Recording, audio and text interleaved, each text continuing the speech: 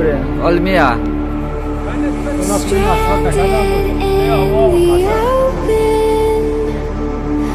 جشتن او دیگری